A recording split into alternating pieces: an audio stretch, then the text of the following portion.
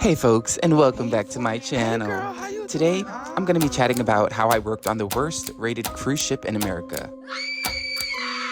Yes folks, the lowest of the lows and the vilest of the vilest. But, I didn't think it was that bad. Bombastic side-eye. Why you lying for? But there were some things that, along the way, made it... You're fucking suspicious, bitch. And I don't like it. It put a bad taste in my mouth, and I just wanted to share my experience. Is that okay? Can we talk about each other's experience? Can I just talk about it? So while working on this video, I just happened to see myself in one of those worst rated cruise videos. It has almost 1 million views in just the last 2 months. There I am, dancing for Sail Away, and you gonna capture me in my agony? Oh no, walk with me, Tim. I'ma tell my story in my own way. Haha.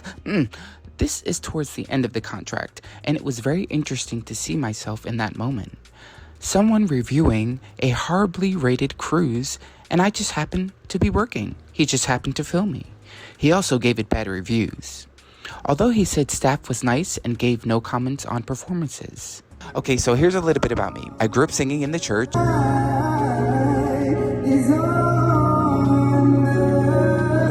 And that progressed to theater and an independent songwriting career. I had a few million plays for some indie tracks I wrote. I was signed to some indie labels and a major label. I became an equity actor, and this was the first job I booked after my equity contract. It was not an equity gig, but I could work it as they accepted both equity and non-equity. This gig would be for 4 months. Okay, here's the funny thing. When I started writing this, I didn't even know that it was the worst rated cruise ship in America. What if I told you you could go on a cruise for only $75? Here's the catch. It's the worst reviewed cruise ship in the world. Margarittaville Cruise Line has been coined on the internet as the, quote, Dollar Tree of the seas. From a stateroom that's falling apart to some of the worst food I've ever had, today we test to see if the world's cheapest cruise is even worth the trip. This was a horrible idea. This is Margarittaville at Sea Paradise. I just thought I had a shitty experience, and I just wanted to share my experience as an actor, kind of what an actor goes through. This is a type of gig you may get type of thing. But, the more I dove in, the more I was shocked, and especially because the things that I was reading were things that I had actually seen. I don't know, maybe it was them stealing from me, the clogged toilets constantly, bugs in the shower, the overall cleanliness was subpar. Maybe it was the lack of customer service. I don't know. I think somewhere along the line, getting drunk in flip-flops all day became this cruise line's lackadaisical excuse about everything, and a way to say this is just the way it is, instead of fixing problems or trying to make things better. And here's my story. Upon arrival, I was placed in guest cabins, as we trained 8 to 10 hours a day for the installation of new performers. I stayed in that cabin about a week while we learned the shows. Then I was moved to crew cabin, and that's where it went downhill. But I'll get back to that in a second. Let me tell you a little bit more about the introduction to the ships and the rehearsals and stuff like that. Because this is where I feel I should have known that shit was gonna go down, and I actually should have made my decision to leave earlier as soon as I started to feel this, but I didn't. You want to take the gig? It's a gig. It's 4 months. It's about to pay really well, and I'm gonna do it. So anyway. I started in the guest cabins and was moved to crew cabins after about 2 weeks. Guest cabins look like this. Crew cabins look like this, and they wouldn't be that bad if the walls were not paper thin. It was freezing. A lot of stuff was broken. A lot of stuff was old, and, it just made living very difficult. Just for instance, my toilet was clogged for 2 days, and my whole room smelled like shit. And I had a lot of trouble getting maintenance to come to my room. It's been 4 hours since I've called room service and asked about my toilet. Told them that it was spitting up like shit, and they rushed me off the phone. They got my room. They acted like they didn't really care, and it's 4 hours later. I had to leave. I had to go do a show, come back, just needed to take a shower because we have another event to go to, and my whole room smells like shit, and there's sewage coming up. It's just not okay. I'm not gonna live in a room full of shit. Nobody should have to. After hearing some of the other passenger stories, I realized that that was the tone of the ship. it's old. You have to get used to living on an old ship. It's cool. Some people could do it. I could not. Other little things that pissed me off were there were bugs in the shower. Oh my God.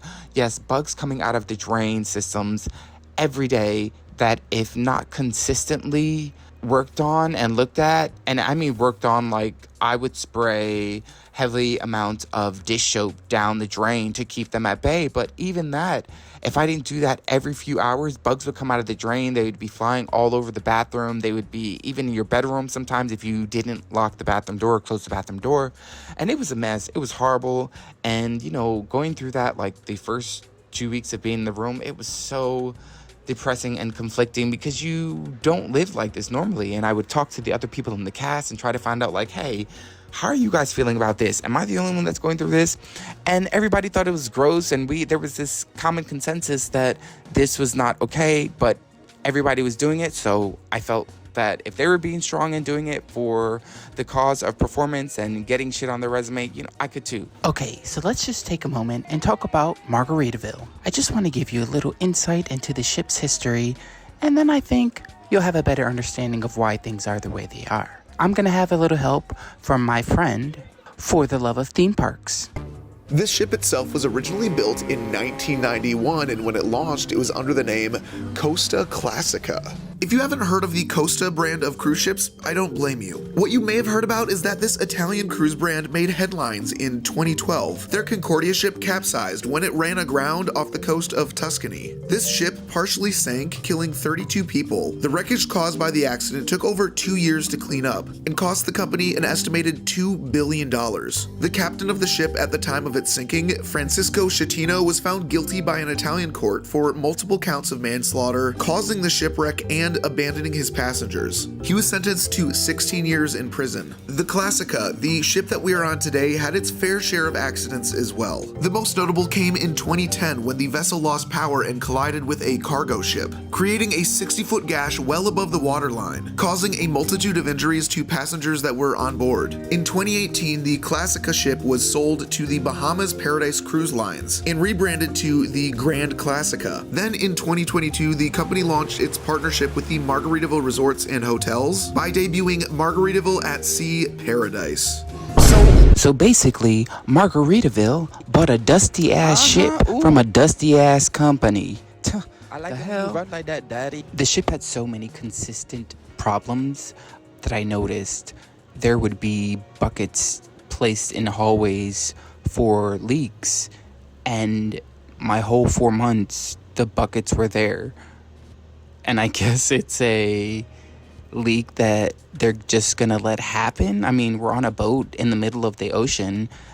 I wouldn't see why that would be a problem, seeing the way that the boat was acquired and the way that they are bringing it, you know, into its new light. Hopefully things will change and hopefully things will get better. Another thing that really scared me was being in the hurricanes. I don't know if you guys heard about Hurricane Milton, but it was horrible. Hurricane Milton just strengthening to an extremely powerful Category 5 storm right now. Florida's Gulf Coast now in the bullseye, with Milton expected to make landfall on Wednesday near the Tampa metro area. But Hurricane Milton, y'all, whew, that was scary. The boat was swishing side to side.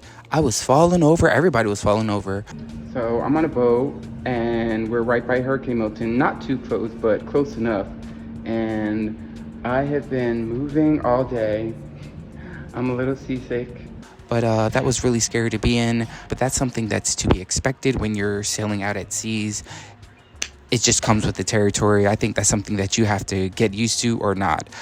Okay, so the next thing that I had a little issue with was getting paid. Let's discuss the money a little bit. This is what I saw the most critical reviews were based on. Check these out.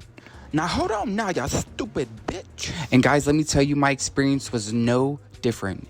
Dealing with the boat's customer service was exactly how these reviews read. I thought, wait, they know I work here, right? Why are they tripping on me like that? You lit liquor! But I eventually got paid and I eventually got refunded. It just was a hassle, and customer service was, they were horrible. And y'all, the last thing that I'll talk about is the entertainment, because that's where I was working. Hello. There were a lot of differences that I couldn't compare it to. Kind of had to get used to on the way. kind of didn't know if this is normal or not because I was on a cruise ship. Moving on. Ready? Moving Here we go. Wait, no, I'm confused. There was a variety of levels when it came to performing. Some were very trained, and some had just moved up from another role on the boat. It made it very difficult at times to learn things or to speedily move through a process. But it wasn't my place to talk about.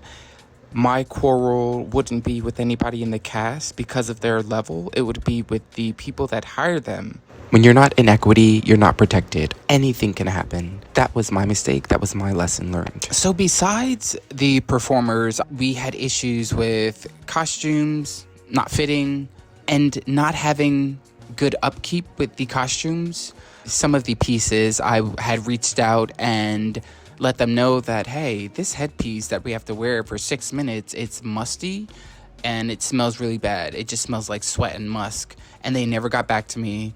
I had asked them a few more things. This is to the costume department, who we are supposed to go to for our tailoring needs and anything having to do with what we were on stage. And most of the times they were good, but every now and again, you know, they would just fall off and you just kind of dealt with it for the rest of the time. The lighting was bad. The sound was horrible.